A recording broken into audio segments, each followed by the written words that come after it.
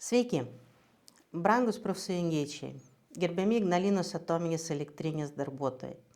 Šiandien norėtųsi paliesti vieną klausimą, bet labai svarbų klausimą, o būtent bazinių atlyginimų peržiūrėjimas. Dabar vyksta procesai, darbdavys atlieka tam tikrus veiksmus, tam besirengiant mes stebim, žinoma, teikiam savo pasiūlymus ir tikimės, kad būsime išgirsti. Kitaip nesakysiu, kaip kitaip, geriau, kad išgirstų. Taigi, šiai dienai vyksta daug mitingų, daug pasitarimų, vadovas vaikšto pas žmonės, vadovai vaikšto pas žmonės. Po tokių pasivaikščiojimų į profesinę sąjungą kreipiasi žmonių dar labiau į dar su aštresniais klausimais. Tai matyt, su ta komunikacija kažkas ne taip arba ne viskas gerai. Tam, kad su žmonėmis kalbėti, aš manau, kad reikia tam tikros empatijos ir, atsisėsti į to žmogaus vėžes, o nežiūrėti, kuomet atlyginimas 8-10 kartų didesnis, tai gal tai būna ir sunkoka suprasti tą paprastą žmogų, bet tai įmanoma. Kartu reikia atsakomybės ir empatijos tam. Taigi, šiandien direktorius pasirašė atitinkamą įsakymą dėl veiklos vertinimo proceso. Jis dabar vyksta. Mes taip pat stebim ir esant reikalui pasirengę įsiterpti, kaip buvo ir pernai. Tai nepriklauso nuo to, darbdavys to laukia, nelaukia, valdyba to laukia, nelaukia, atstovaudami žmonės, mes tą privalom daryti ir tą darysime. Kodėl taip vyksta? Todėl, kad kartais mes matom tam tikrų imitavimo apraiškų, kai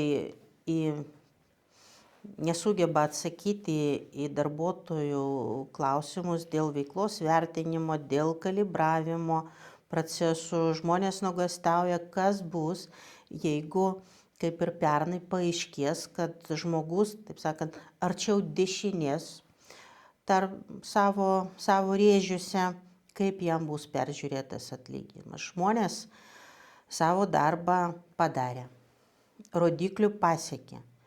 Atitinkamai laukia ir iš darbdavio ir padėkos, šiuo atveju bazinio atlyginimo peržiūrėjimo tinkamo, kad tai nebūtų dirbtina, kad jeigu netelpa į rėžius, kad nebūtų manipuliuojama, kad gal mes įvertinsim ne A, ne B, gal C, o gal net ir D, tada iš vis nieko daryti nereikės.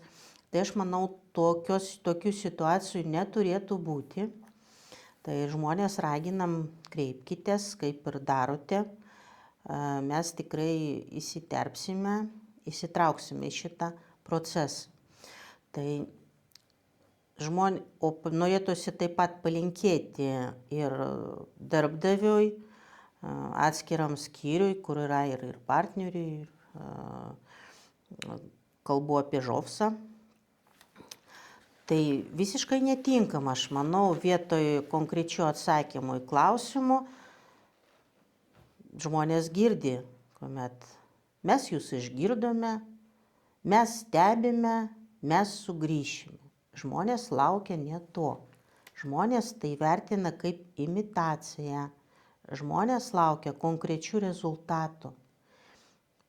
Tai todėl norisi, kad tai būtų konkretūs mitingai, susitikimai ir aiškinimai darbuotojams.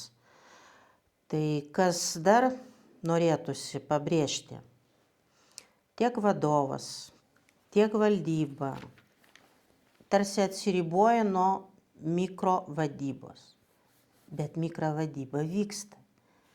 Pavyzdžiui, mūsų darbo apmokėjimo ir skatinimo taisyklėse aiškiai yra atskiras punktas, kuomet jeigu labai žūtbūt reikia ekspertinių žinių, tai gali būti viršyta rėžio bazinio atlyginimo dydis.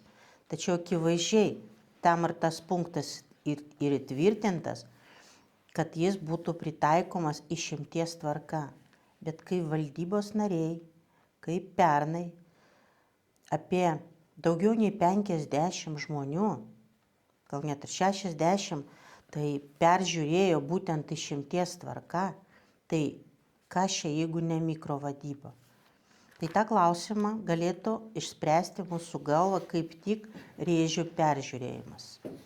Ne kitais metais, o jau šiais metais. Labai keista, kad planuojant biudžetą, nei įmonės vadovas, nei valdyba apie tai arba nepagalvoja, arba tiesiog ignoravo.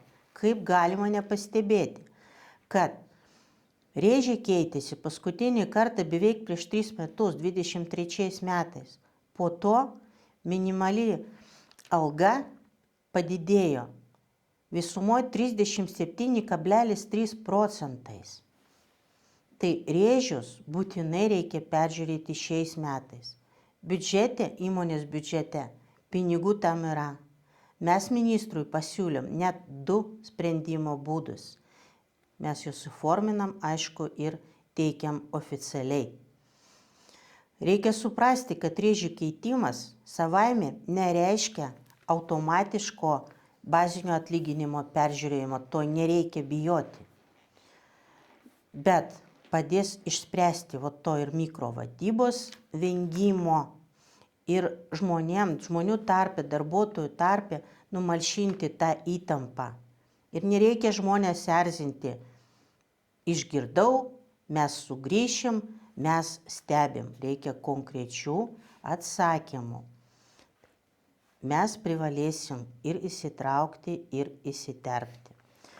Darbdaviui taip pat patarimas ir paraginimas be mitingų, be elektroninių, kaip aš vadinu, susitikimų, turėti ir gyvų susitikimų.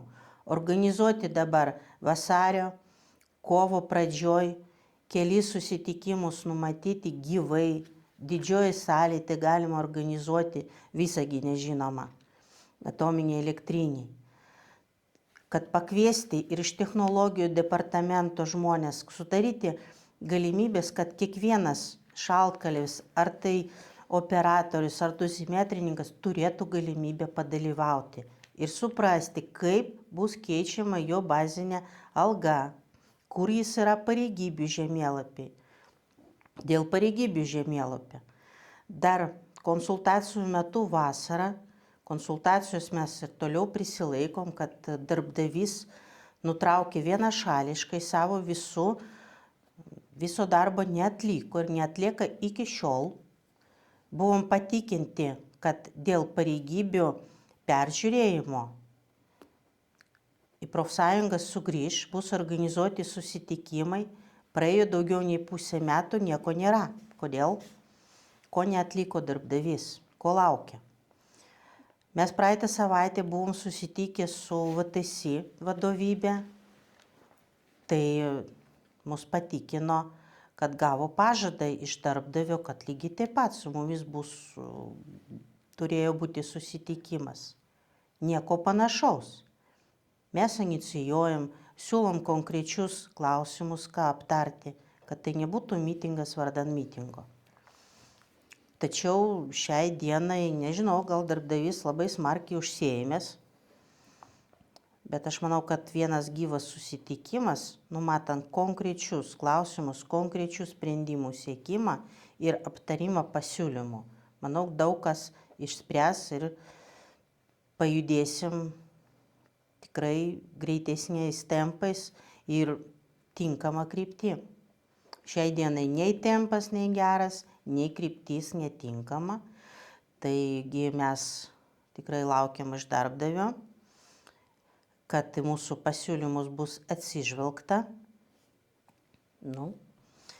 Laukiam toliau iš valdybos, ministro, ir toliau visais laiptais. Viso gero.